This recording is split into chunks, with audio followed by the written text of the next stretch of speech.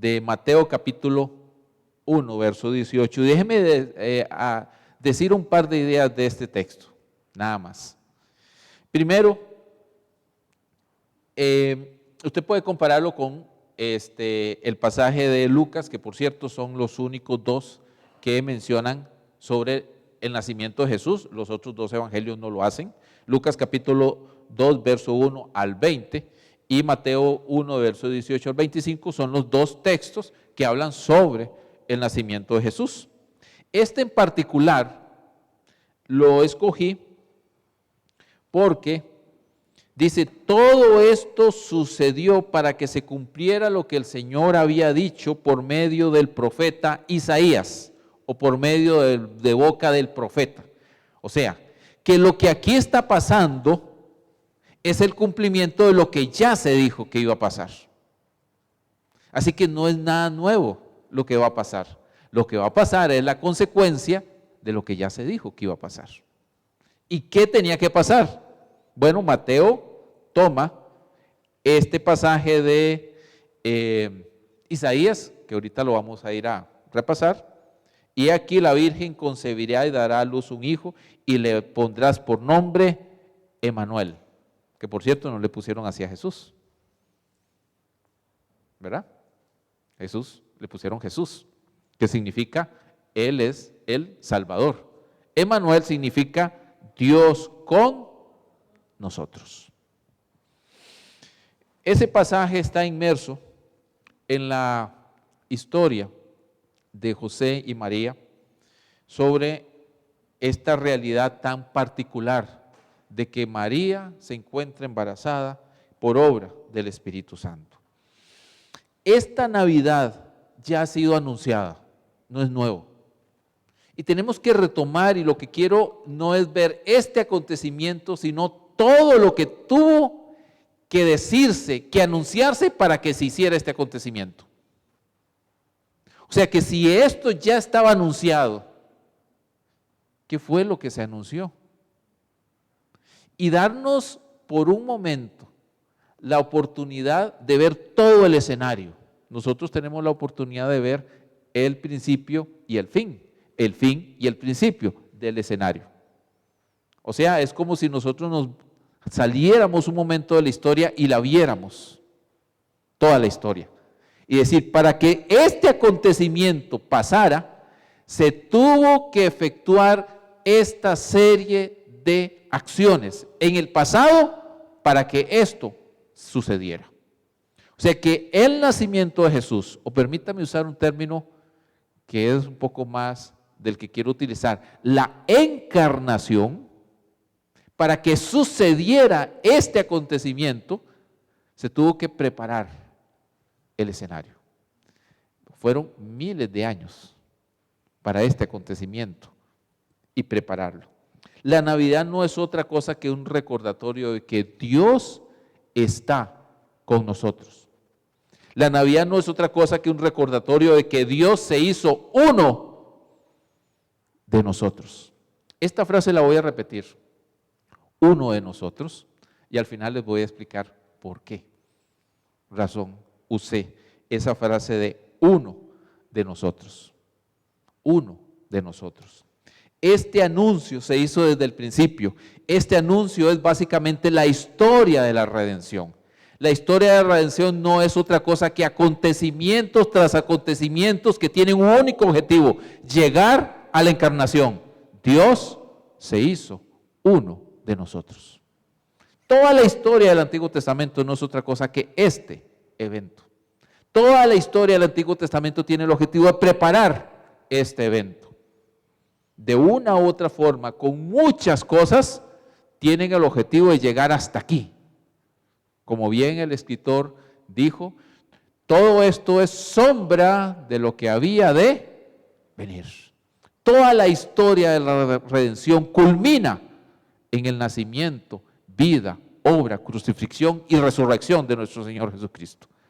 Ahí, en ese momento. Así que permítame tomar tres momentos nada más, 3 episodios, 3 textos claves, nada más, 3, Puedo escoger un montón más. Pasaría aquí este domingo, el siguiente y no sé cuántos más. Prácticamente viendo una historia completa del Antiguo Testamento. Como comercial, el próximo año se tendrán una serie de estudios bíblicos de la Biblia, ¿verdad, Cristian? Esos les van a ayudar a entender más lo que voy a decir acá. Así que no se los puede perder, porque si no, entonces no tenemos completa la historia. Y lo que tenemos son pedazos. Y al tener pedazos de la historia, al no entenderlas, pues simplemente no sirven de nada. Y entonces nos secularizamos, que es lo que ha pasado en la iglesia contemporánea. La ignorancia de la iglesia ha provocado la secularización de los discípulos. Y eso no nos puede pasar. Cierro mi comercial de lo que vamos a estudiar el próximo año. Entonces yo solo voy a trabajar 3 pasajes, nada más, o 3 momentos.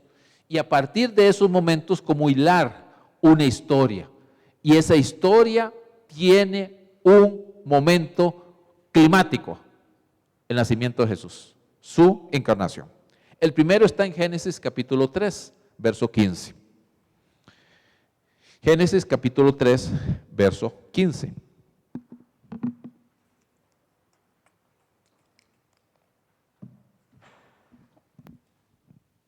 Uno.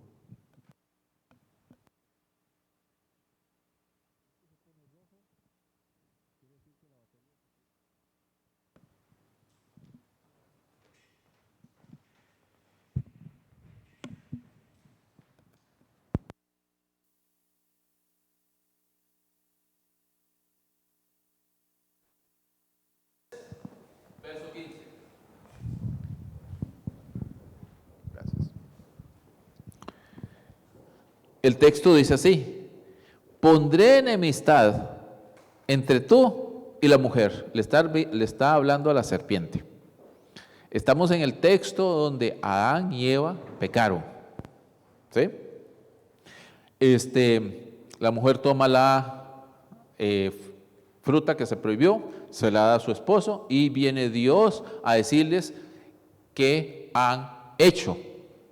Y a partir de ahí hace una sentencia de juicio sobre lo que el hombre hizo, sobre lo que la mujer hizo y por último termina sobre la serpiente.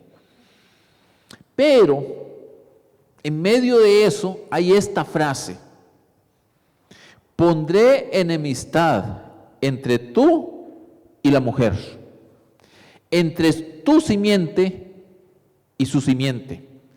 Él te herirá la cabeza y tú le herirás en el talón. Y aquí se presenta lo que los expertos llaman el primer anuncio del Evangelio. Aquí se presenta este primer episodio donde literalmente se desata una historia que tiene un punto culminante, donde Él, y vean que lo traducen así, Él te herirá. Entonces la simiente no solamente está hablando de muchos, sino principalmente está hablando de uno en particular. Tiene un doble propósito, este anuncio de buenas nuevas. Aquí hay un anuncio de buenas nuevas. Se está ejecutando un juicio sobre Adán y Eva y la serpiente, pero aquí hay un anuncio doble. Uno es de castigo sobre la serpiente, Satanás, y el otro de esperanza y salvación sobre la simiente de la mujer en Jesús. Es cierto que no se dice aquí que es Jesús, pero cuando uno ve toda la historia, aquí algunos han dicho que aquí está la semilla del Evangelio, o algunos más expertos le han llamado el protoevangelio. O sea que aquí está el Evangelio metido como una semilla, que aquí es sembrada en la historia y va a empezar a germinar hasta terminar en Cristo Jesús. Aquí hay un juicio, pero también hay esperanza. Es cierto que esta serpiente va a herirle en el talón, pero te aplastará la cabeza. Aquí se desata un conflicto en la historia. A partir de aquí Hay dos maneras de ver a la humanidad en conflicto, pero no necesariamente, como Pablo lo dijo, nuestro conflicto no es contra sangre y carne, es un conflicto espiritual. ¿Dónde están los descendientes de la mujer y los descendientes de la serpiente? Un conflicto que se ha desatado a través de la historia, y usted lo puede ver en el Antiguo Testamento, ese mismo conflicto, entre una y otra, conflicto. Todo la Biblia se tiene que ver en términos de conflicto. Ese conflicto se agudizó en la cruz y desembocó en la cruz. Ese conflicto ahí en la cruz se desató completamente. Es como agarrar este episodio y verlo en la cruz. La serpiente hiere a Jesús, sí, él muere, pero no es destruido. Y con la resurrección es Jesús quien le aplasta la cabeza a la serpiente. Y a partir de ahí el conflicto se terminó. Y usted dirá, uy, pero ¿y hoy la situación del mundo, mis queridos hermanos? El conflicto ya se terminó. Satanás ya ha sido vencido. ¿Lo cantamos ahora o no? ¿Verdad que sí?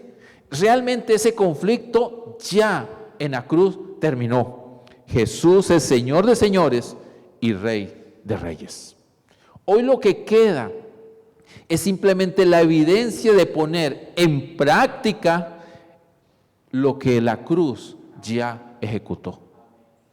Hoy realmente lo que nos toca a nosotros es anunciar que eso ya pasó. No va a ser que va a pasar en el futuro, no, Satanás ya ha sido vencido.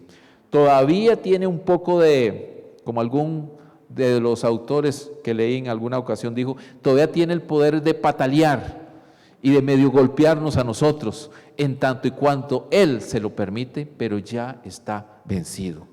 Lo único que nos toca a nosotros es llevar adelante el anuncio de que Él es Señor de señores y Dios de dioses, y que no hay otro que no sea como Él en toda la tierra. Jesús es el Señor de todo. Él ya en sí mismo venció. Y la Navidad no es otra cosa que ese anuncio. En su encarnación es que logró vencer. El anuncio de la Navidad no es otra cosa que ese buen anuncio de que Dios está con nosotros. ¿Para qué? Para venir y vencer. La Navidad no es otra cosa que una buena noticia de salvación. Dios se hizo uno con nosotros y venció desde esa realidad. A mí me llama mucho la atención de que Dios desde el principio pudo haber destruido a Satanás y no lo hizo. No lo hizo. Él pudo hacerlo, ¿sí? ¿Qué le impedía? Simplemente quería demostrarle a Satanás que con la forma como Satanás pensó que iba a destruir a Dios o que iba a dañar a Dios, con esa misma forma lo iba a herir a él. Satanás atacó a Dios tentando a Adán y a Eva, para que Eva y Adán se volvieran sus cómplices. Y lo logró. Pero Dios lo que hizo fue darle la vuelta a eso y decir, ok, en la naturaleza humana perfecta, como creé, tú la tentaste, ahora voy a hacer que en la naturaleza humana seas vencido. Por eso Jesús asumió una naturaleza humana, menos en el pecado. Menos en el pecado. Satanás fue vencido en la cruz. ¿Verdad? Y Jesús en la cruz lo venció. En ese sentido. Sé que esto puede ser un poco más complicado teológicamente hablando, pero básicamente lo que necesitamos ver es que de la forma como Dios venció a Satanás en la cruz, muriendo y resucitando, es que nosotros podemos celebrar ese proceso de decir, es en la encarnación donde es posible eso. Este misterio de la encarnación, Dios se hizo uno con nosotros para llevarnos a Dios. Él se hizo uno como nosotros para lograr cumplir la profecía de aplastarle la cabeza a la serviente, como descendiente de la mujer. Y es que ese anuncio profético en Génesis 3 se extiende hasta la cruz y se cumple ahí. El otro es en Génesis capítulo 12, verso 1 al 3. Génesis capítulo 12. Han pasado muchos años y aquí Dios le está hablando a Abraham, no a Abraham todavía. Aquí es Abraham, no le ha cambiado el nombre. En la Biblia cambiar nombres tiene un significado profundo. Y Dios le dice, vete de tu tierra, de tu parentela, de la casa de tu padre, a la tierra que yo te mostraré. En otras palabras le dice, salga. ¿A dónde? Yo te diré. ¿Y qué lugar es? Yo te lo diré. ¿Cuándo? Ahí vas a ver. O sea, un mochilero a contemporáneo no se lo compara a Abraham. ¿Verdad? No saben ustedes, yo nunca he sido de esos tipos, ¿verdad? Que agarran las mochilas, le echan cosas y ¡pum! ¿Para dónde vas? A viajar. ¿A dónde? A donde sea. Y ahí van. No se les compara a Abraham. Sal de todo. ¿A dónde? Enrútate. Ahí te diré en el camino. Y aquí está, en esa frase, inmersa una de las claves de esta promesa: obediencia. Aquí hay más razones para no obedecer que para obedecer. ¿Cómo voy a dejar a mi familia? ¿Cómo voy a dejar todos los negocios? ¿Cómo voy a dejar aquí la tierra? La tierra era la base de negocio de vida de una persona, y una persona sin tierra no tenía cómo vivir. ¿Cómo voy a hacer todo esto? E irme a un lugar que no sé ni para qué. Y aquí viene la promesa: haré de ti una gran nación. Abraham es viejo, sin hijos, y su esposa es estéril. Y te bendeciré y engrandeceré tu nombre, y serás bendición. Bendeciré al que te bendiga y maldeciré al que te maldijere. En ti serán benditas todas las naciones de la tierra. Aquí la promesa que es hecha a Adán y Eva, esta promesa es expandida, profundizada y afirmada todavía más. Aquí la promesa de redención, de salvación, es puesta a Abraham y su descendencia. Abraham obedeció a la palabra de Dios porque esta palabra es firme en ese sentido. Fue Dios quien le dio esta palabra y basado en lo que Dios dijo, él obedeció. No solo por la palabra, sino quién la dijo.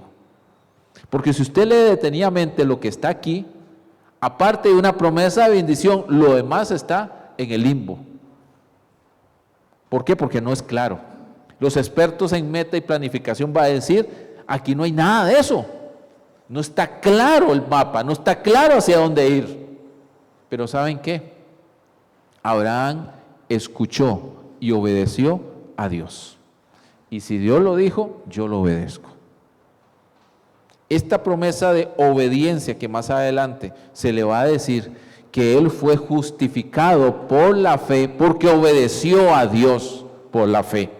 Porque no por eso, porque mis queridos hermanos, ¿cuántas veces Dios dice algo que no tiene sentido? ¿O no le ha pasado a usted? ¿Sí o no? Cosas que Dios dice que no tiene sentido, por lo menos desde nuestra lógica humana, por lo menos desde nuestra realidad, por lo menos de nuestro contexto, pareciera que no tiene sentido. Y aquí estamos ante eso. Abraham creyó a Dios. Sé, mis queridos hermanos, que Abraham es un ejemplo de fe. Caminó con fe y muchas veces metió la pata también. Pero siempre estuvo claro una cosa: iba a obedecer a Dios. Y le creyó a Abraham a Dios y fue justificado por la fe, como bien lo dice el libro de Romanos. La vida de Abraham es una vida de fe. caminar en fe creyendo una promesa que él no iba a ver. Solo vio a un hijo, en ese caso. No vio la multitud. Pero él sí lo vio. Porque al caminar por fe, él caminó viendo al invisible y no viendo la realidad. Este caminar de Abraham con fe en la promesa fue la bendición para nosotros hoy. Porque en ti serán benditas todas las naciones de la tierra. Pablo nos dice que en ti no es otro que Jesús. La bendición de toda la tierra y de todas las naciones es Jesús en ese sentido. Y es a través de ese cumplimiento, como bien Pablo lo dijo a los Gálatas en capítulo 3, verso 8, es que hoy nosotros podemos ser bendecidos. Nuestra bendición es Jesús. Él es el deseado de las naciones, Él es el bendito de las naciones, es Él el que ha podido consumar la única obra de bendición para nosotros, su encarnación y su obra en la cruz. Mis queridos hermanos, celebrar la Navidad no es otra cosa que celebrar esa bendición. Si Navidad tiene que ver con generosidad y con regalos, permítame primero partir de este regalo y esta bendición de Dios para nosotros. Y entonces a partir de eso decir, ¿qué voy a hacer con mi vida? Si ya Él me ha bendecido, ahora ¿qué me toca hacer a mí? Ser ese canal de bendición para otros. Lo que recibí de Dios, esto mismo debo dar a otros. Si Jesús es la bendición de Dios para mi vida, ¿qué es lo que debo darle a otros? Si no es esa bendición de Jesús. Celebrar la Navidad es celebrar la razón de que Jesús es la bendición de las naciones. No son cosas externas y regalos. Si vienen, qué bueno, pero la bendición no está en esas cosas, está en Jesús. Y celebrar que la única razón de la natividad o del nacimiento es Jesús, sea cuando sea que fue su nacimiento. Es Jesús con nosotros.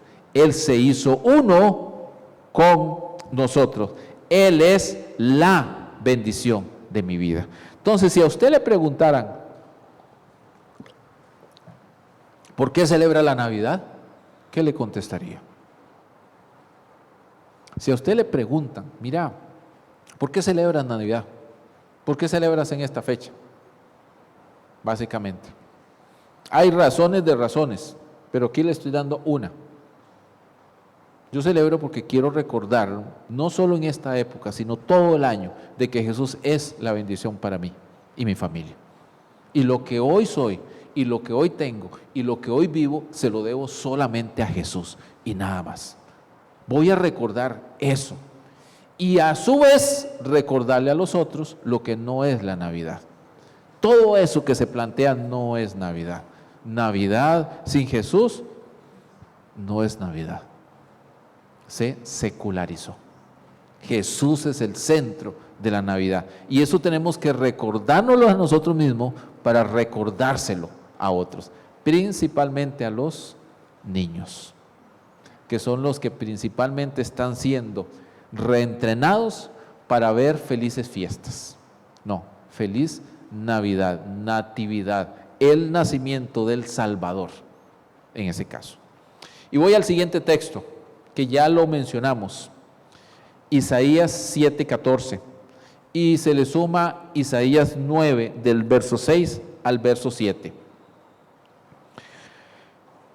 Esta profecía de Isaías capítulo 7, verso 14, por tanto el Señor mismo les dará una señal, una virgen concebirá y dará a luz un hijo, y le pondrás por nombre Emmanuel, Dios con nosotros.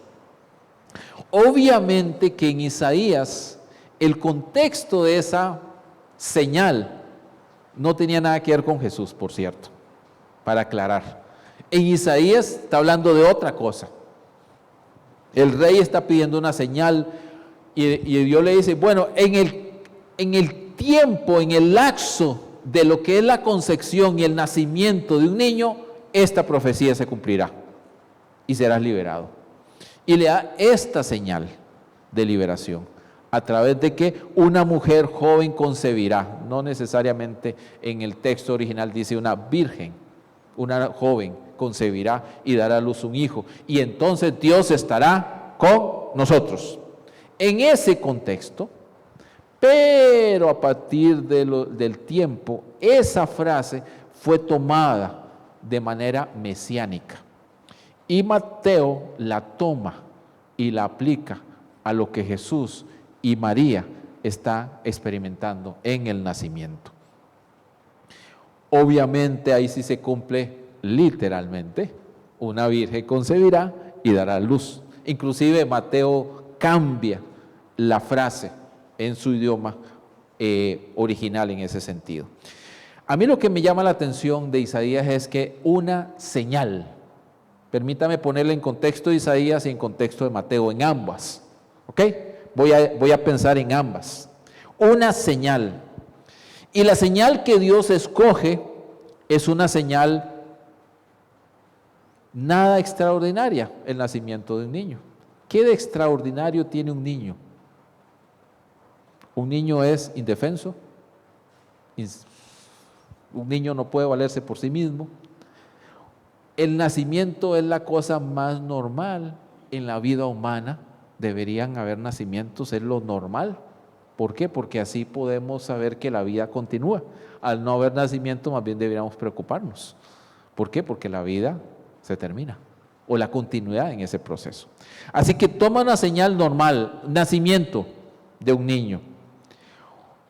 En este caso es una señal que es imposible, pero a la vez es una señal normal, un niño.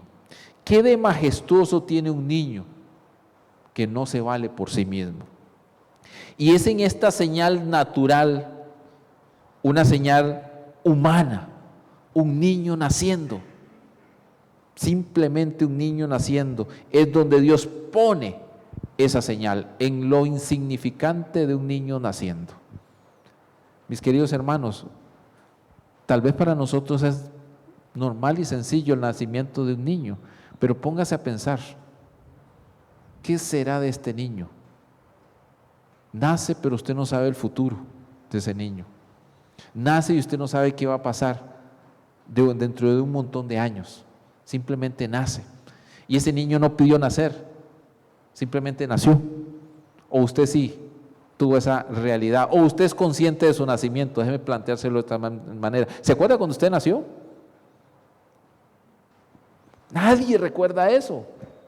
Absolutamente ninguno de nosotros vamos a recordar ese momento. Pero ahí está, el día que nacimos.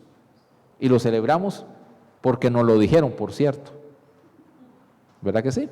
Si a usted le dicen, usted nació el 24 de febrero, usted dice, ya sí, yo nací el 24 de febrero. ¿Usted se acuerda?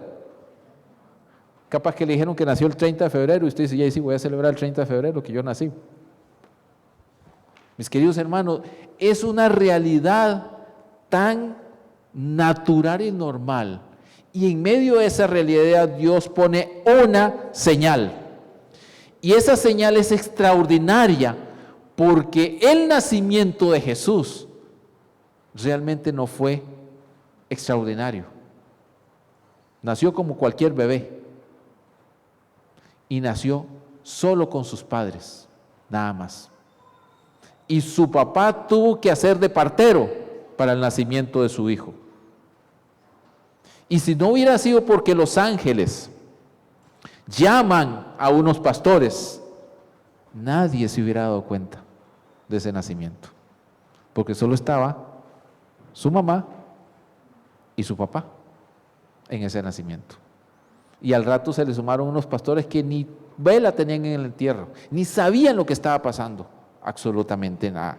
Ese nacimiento de un niño marcaría la historia, porque a partir de ese nacimiento, como Isaías capítulo 9, versos 6 al 7 nos dice, porque un niño nos ha nacido, un hijo nos ha sido dado, Pero este niño en particular, que iba a nacer de una manera natural, de una manera nada extraordinario, tendría la soberanía reposando sobre él, sobre sus hombros, y se llamará su nombre admirable consejero, Dios poderoso, Padre eterno, príncipe de paz. El aumento de su soberanía y la paz no tendrá fin sobre el trono de David y sobre su reino, para afianzarlo y sostenerlo con derecho y justicia, desde entonces y para siempre. El celo del Señor de los ejércitos hará esto.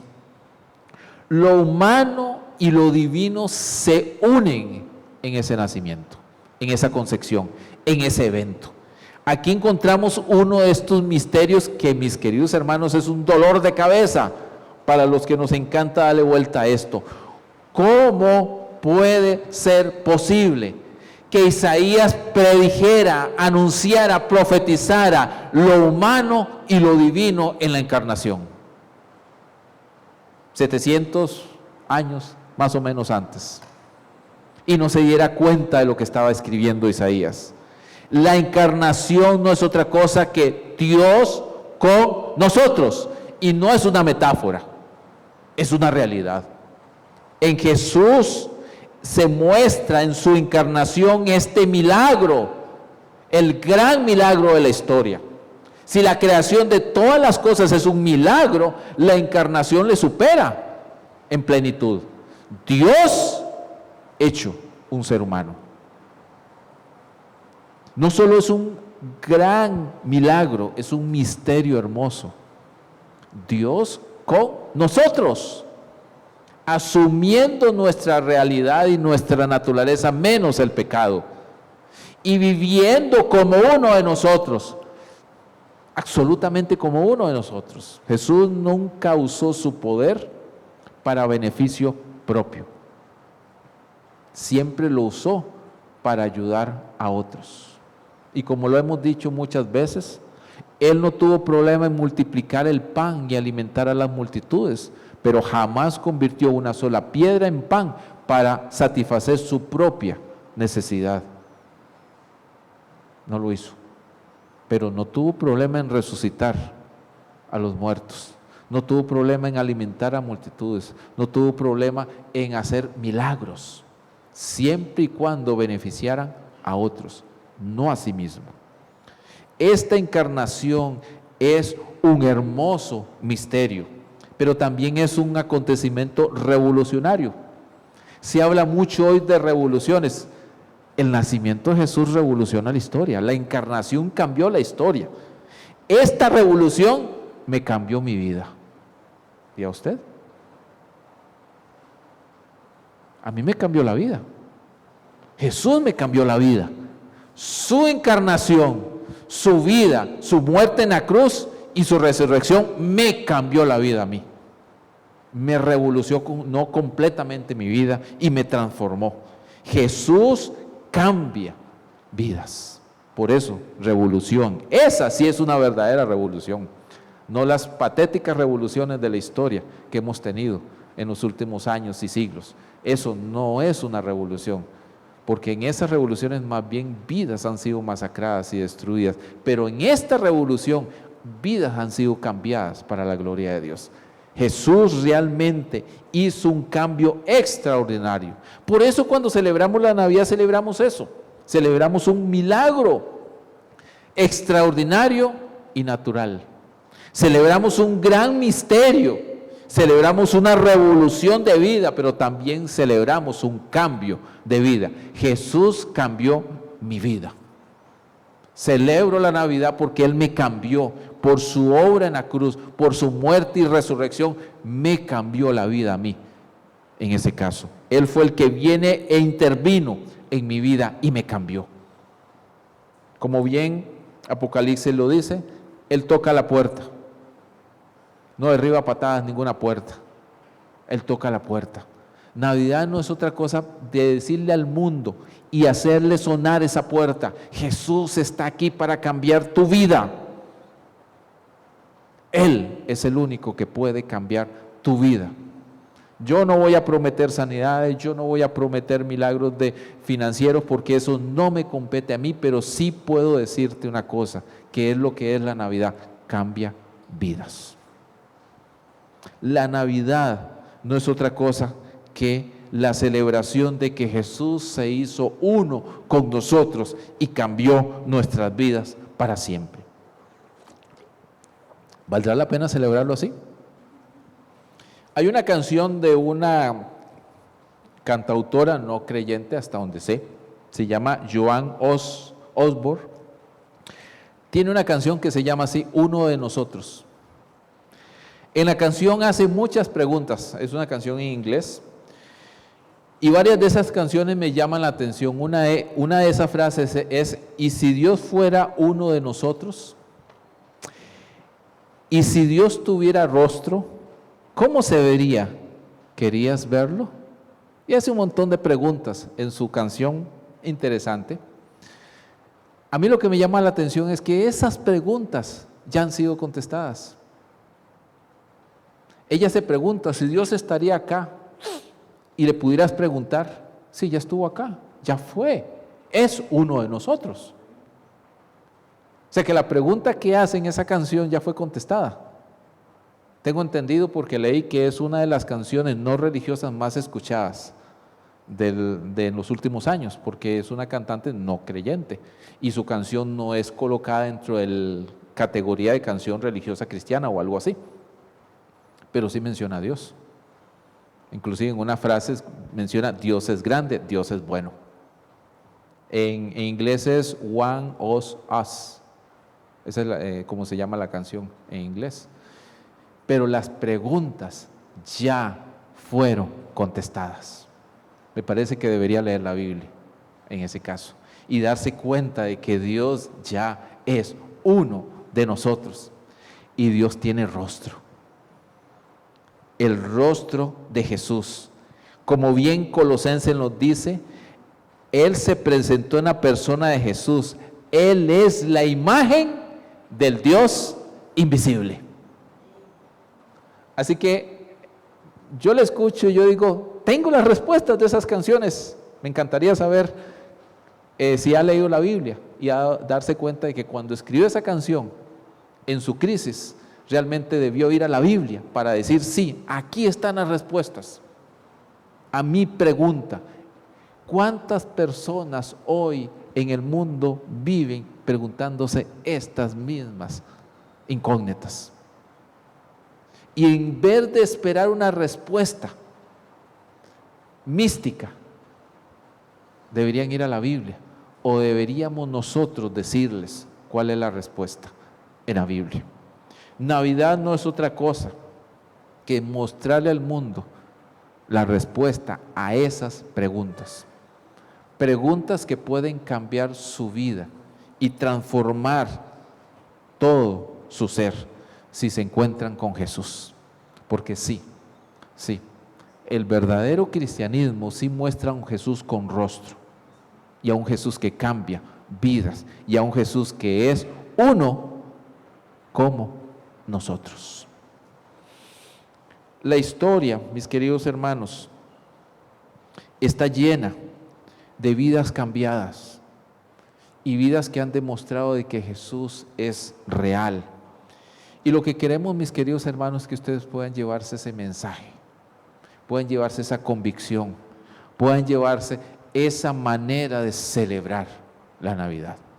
Muy probablemente usted puede celebrarlo con tamal, con un cerdito, con una comida, como usted quiera y como usted lo ha hecho en los últimos años o quiere innovar algo. Yo en eso no me voy a meter porque tampoco me está invitando. Pero sí le puedo decir una cosa: celebre la Navidad recordando esto: Jesús es realmente el centro. Y todo eso que acabo de mencionar puede faltar, pero si Jesús está ahí, usted está celebrando la Navidad. Jesús se hizo uno como nosotros para llevarnos al Padre y darnos salvación.